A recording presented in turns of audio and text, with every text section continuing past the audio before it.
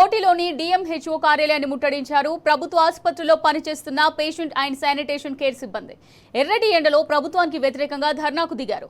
Contract ఉద్యోగులను regularise చేయాలని, pending లో ఉన్న 3 నెలల జీతాలు చెల్లించాలనే డిమాండ్లతో ఆందోళన చేపట్టారు. దీంతో డిఎంహెచ్ఓ కార్యాలయం ఎదుట భారీగా పోలీసులు మోహరించారు. కనీస వేతనం 26,000 ఇవ్వాలని, కార్పొరేషన్ ఏర్పాటు చేసి నేరుగా ప్రభుత్వమే జీతాలు చెల్లించాలని డిమాండ్ చేస్తున్నారు. మరింత సమాచారం మా ప్రతినిధి అరవింద్ అందిస్తారు.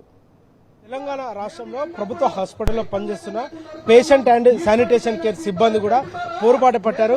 హైదరాబాద్ కోటిలోని డిఎంహెచ్ఓ కార్యాలయం ఎదుట పేషెంట్ అండ్ శానిటేషన్ కేర్ సిబ్బంది కూడా ధర్నా చేపట్టారు. ఏఐటీసీ ఆధ్వర్యంలో నిర్వహిస్తున్న ధర్నా కార్యక్రమంలో ఏఐటీసీ నాయకులు ఉన్నారు. వారిని అడిగి తెలుసు. సార్, మీ ప్రధాన డిమాండ్ ఏంటిది సార్? ఆ ప్రధాన డిమాండ్ చట్ట ప్రకారం రావాల్సినటువంటి విషయాలు రావాలని చెప్పి ఒకటి, అంటే జీతం పెంచాలి, 26,000 రూపాయలకు జీతం పెంచాలి. Number 1 demand. Number 2 demand, contract labour చట్టం ప్రకారం 23 రోజులు వేతనంతో కూడిన సెలవులు రావాల్సినటువంటి చట్టంలో ఉంది. చట్ట ప్రకారం సంవత్సరానికి 23 సెలవులు అమలు చేయాలి. తర్వాత కార్మికులకు ఇచ్చే యూనిఫామ్ కు డబ్బులు కలెక్ట్ చేస్తున్నారు, చేయటానికి వీల్లేదు. 2 జతల యూనిఫాము, 1 జత బూట్లు, ఆడవాళ్ళకైతే 1 జత చెప్పులు ప్రభుత్వమే ఉచితంగా ఇవ్వాల్సినటువంటి అవసరం ఉందని చెప్పి చెప్తున్నాం. అట్లాగే కాంట్రాక్ట్ లేబర్ చట్టం ప్రకారం 1 నెల జీతం బోనస్ కింద ఇవ్వాలి. ఆ బోనస్ కూడా వెంటనే ప్రతి సంవత్సరం కూడా చెల్లించాలని చెప్పి చెప్తున్నాం. గతంలో కూడా ప్రభుత్వ అధికారులకు గానీ, అటు వైద్య శాఖ ఆరోగ్య మంత్రికి గానీ అనేక సార్లు కూడా మీ ఏఐటీసీ ఆధ్వర్యంలోనే అనేక సార్లు రిప్రజెంటేషన్ ఇచ్చారు. కానీ ఇప్పటి వరకు ఎందుకు పట్టించుకోలేకపోతున్నారు సార్? ఆల్రెడీ మేము వాళ్ళకి రిప్రజెంటేషన్ ఇచ్చిన తర్వాత పట్టించుకోకపోతే ఒక ధర్నా చేసినాం. ధర్నా చేసినప్పుడు డిఎంఈ కాదు, వైద్య విధాన పరిషత్ కమిషనర్ కాదు, ఇద్దరు పిలిచి మాతో మీటింగ్ పెట్టారు. మీటింగ్ పెట్టి మేము మీకు న్యాయం చేస్తాం, జీతాలు పెంచడానికి గవర్నమెంట్ ఒక కమిటీ నియమించింది. ఆ కమిటీ ఆధ్వర్యంలో జీతాలు పెరగబోతా ఉన్నాయి. ఆ కమిటీ సమావేశంలో ఏమేమి నిర్ణయాలు చేశారో ముందు మిమ్మల్ని పిలిచి మాట్లాడినాక మీరు ఒప్పుకున్నాకనే మేము జీవో తీస్తామని చెప్పి మాకు హామీ ఇవ్వడం జరిగింది. ఆ హామీ ప్రకారం ఏది జరగలే. పత్రికల్లో ఏదో కుట్రలు చేస్తున్నట్టు మాకు సమాచారం అంతే ఒకసారి వచ్చి మాట్లాడినాం కూడా వార్నింగ్ ఇచ్చి వచ్చాం, మేము పోరాటం స్టార్ట్ చేస్తామని చెప్పి. కార్పొరేషన్ నుండి కూడా జీతాలు ఇస్తా అన్నారు. అంటే కాంట్రాక్ట్ పద్ధతి తీసేసి కార్పొరేషన్ ద్వారా జీతాలు ఇస్తామని కూడా మీ డిమాండ్ మేరకు కూడా ప్రభుత్వం ఓకే అన్నారు. కానీ ఇప్పుడు మళ్ళీ జీతాలు పెండింగ్ లో ఎందుకు ఉంటున్నాయి సార్? ఇప్పుడు రేవంత్ రెడ్డి గారు మాటలు అయితే బ్రహ్మాండంగా చెప్పిండు ఎన్నికల ముందు, మేము కూడా సపోర్ట్ చేసినాం. కానీ అధికారం చేపట్టిన తర్వాత ఆయన్ని మర్చిపోయిండు. ఆయన గుర్తుండటం లేదు. గతంలో ఏఐటీసీగా రేవంత్ రెడ్డి గారితో 2.5 గంటల సేపు మేము ఆయన ఇంట్లోనే కూర్చొని ఆయన ముఖ్యమంత్రి అయినాక అన్ని విషయాలు మాట్లాడటం జరిగింది. మాట్లాడితే 2 నెలల్లో మీకు జవాబు ఇస్తామని చెప్పి ఇప్పుడు దాకా ఏ జవాబు ఇచ్చినటువంటి పరిస్థితి లేదు. అంటే గవర్నమెంట్ మొండిగా ఉన్నది, ఏ సమస్య కూడా అంటే పరిష్కారం చేయట్లేదు కాబట్టి ఇప్పుడు మేము పోరాటం చేయాల్సినటువంటి పరిస్థితి ఏర్పడింది. పోరాటం చేస్తాం. కార్పొరేషన్ ఏర్పాటు చేయాలనే డిమాండ్ ఆల్రెడీ మేము ఇచ్చినటువంటి చార్టర్ ఆఫ్ డిమాండ్స్ లో కూడా ఉన్నది. వెంటనే కార్పొరేషన్ ఏర్పాటు చేసి ఈ కాంట్రాక్టర్స్ రద్దు చేసి, ఈ వ్యవస్థను రద్దు చేసి కార్పొరేషన్ ద్వారా జీతాలు చెల్లించాలని చెప్పి మళ్ళీ ఒక్కసారి డిమాండ్ చేస్తున్నాం. రైట్ అన్న, మీరు చెప్పండి అన్న, ప్రధానంగా మీ డిమాండ్ ఏంటిది? ఎన్నో రోజుల నుండి కూడా పేషెంట్ అండ్ శానిటేషన్ సిబ్బంది ధర్నాలు కూడా అనేక సార్లు కూడా చేశారు. ప్రభుత్వం ఎంతవరకు ఎందుకు పట్టించుకోలేకపోతుందన్న? ప్రభుత్వ ఆసుపత్రుల్లో దాదాపు 20,000 మంది కాంట్రాక్ట్ కార్మికులు sanitation, patient care, security, special గా ఈ 3 విభాగాల్లో ఇంటిగ్రేటెడ్ హాస్పిటల్ ఫెసిలిటీ మేనేజ్మెంట్ అనే సర్వీసెస్ కింద టెండర్ గత 4 సంవత్సరాల క్రితం 3 సంవత్సరాల కాల పరిమితికి టెండర్ పిలిచారు. 3 సంవత్సరాలు అయిపోయింది. 4వ సంవత్సరాలు గ్రేస్ గా అదే కాంట్రాక్టర్లు కొనసాగుతూ ఉన్నారు.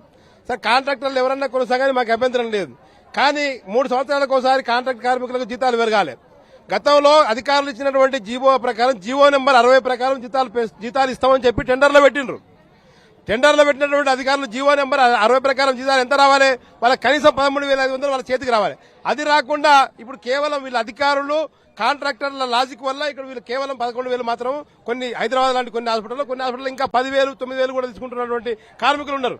అంటే దీనికి ఒక ప్రతిష్టమైనటువంటి వ్యవస్థ లేకపోవడం, అధికారులు దీనిపైన కాన్సన్ట్రేషన్ చేయకపోవడం, వాళ్ళ అధికారులు, ఇంతమంది అధికారులు ఉన్నటువంటి అధికారులు దాదాపు 100-150 పేజీల టెండర్ షెడ్యూల్ రూపొందిస్తారు. ఆ టెండర్ షెడ్యూల్ కార్మికులకు ఏ జీతం ఉండాలని చెప్పి పొందుపరచడానికి సాధ్య కదా. ఏ నిబంధనల ప్రకారం జీతాలు ఇవ్వాలి, ఎట్లా వాళ్ళకు జీతాలు అందాలి అనేది ఇప్పటిదాకా వాళ్ళు స్పష్టంగా పొందుపరచడం లేదు. దాని ద్వారా కార్మికులు గత 3 సంవత్సరాలుగా 4 సంవత్సరాలుగా తీవ్ర అన్యాయాన్ని ఎదుర్కొంటున్నారు. రాబోయే రోజుల్లో నెక్స్ట్ మళ్ళీ ఇప్పుడు ధర్నా చేయడానికి ప్రొటెస్ట్ శాంతియుతమైనటువంటి ప్రొటెస్ట్ తెలియజేయడానికి గల కారణం మళ్ళా టెండర్లు పిలువబోతున్న విషయాన్ని మాకు దృష్టికి వచ్చింది. ఒక పక్క పేపర్లో లీకులు వస్తా ఉంది, బెడ్కు 10,000 వేస్తా ఉన్నాం, 65 మందిని పెడతా ఉంటే మళ్ళా ఇది అసంబద్ధమైనటువంటి టెండర్. వాళ్ళు అదే టెండర్ కానీ ఖరారైతే మేము మొత్తం రోడ్లపైకి వచ్చి ధర్నా చేయడం మొత్తం ముట్టడించాల్సిన పరిస్థితి రాబోతుంది. ఎందుకోసం అంటే అదే కానీ అమలైతే వాళ్ళకి 10,000 జీతం కూడా రాదు. వస్తున్నటువంటి 11,000 జీతం 10,000 జీతం వచ్చేటువంటి ప్రమాదం ఉంది. అంటే ఇప్పటికి కూడా వాళ్ళకి ఏమాత్రం కూడా దీనిపైన సోయి రావట్లేదు. ఇంటిగ్రేటెడ్ హాస్పిటల్ ఫెసిలిటీ మేనేజ్మెంట్ కింద టెండర్ పిలుస్తున్న అధికారులు దీనికి ఏ ప్రాతిపదిక ఉండాలి, ఏ ప్రాతిపదిక జీతాలు ఉండాలి.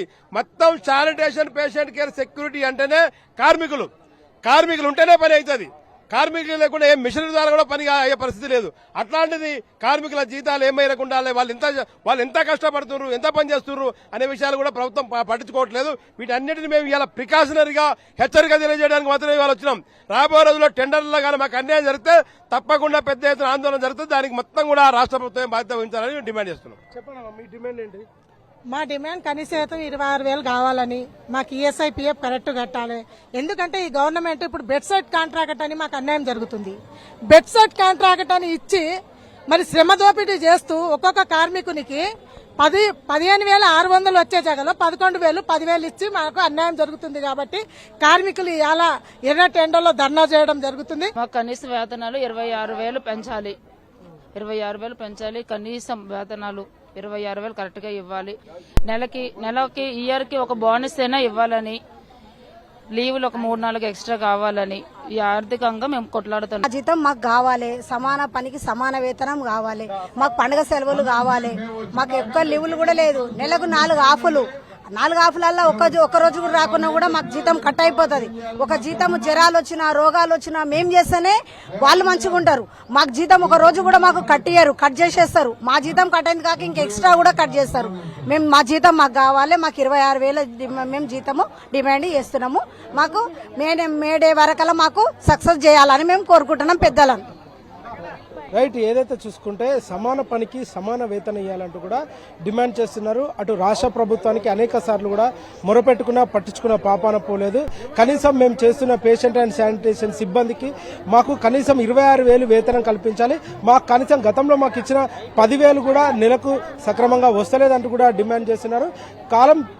కాలం అయిపోయిన కాంట్రాక్టులు కూడా ఇప్పటికే దాన్ని కొనసాగిస్తున్నారు. కొత్త టెండర్లు పిలిచి కొత్త కాంట్రాక్టులు ఇస్తలేరంటూ కూడా ఆవేదన వ్యక్తం చేస్తున్నారు. ఏదేమైనా కూడా రాష్ట్ర ప్రభుత్వం త్వరితగతిన సమస్య పరిష్కరించాలంటూ కూడా వాళ్ళు డిమాండ్ చేస్తున్నారు. మే 1వ తారీఖు కార్మికులకు బహుమతిగా జీతాలు పెంచాలంటూ కూడా వాళ్ళు డిమాండ్ చేస్తున్నారు. వీడియో జర్నలిస్ట్ నవీన్తో అరవింద్, టీ న్యూస్, హైదరాబాద్.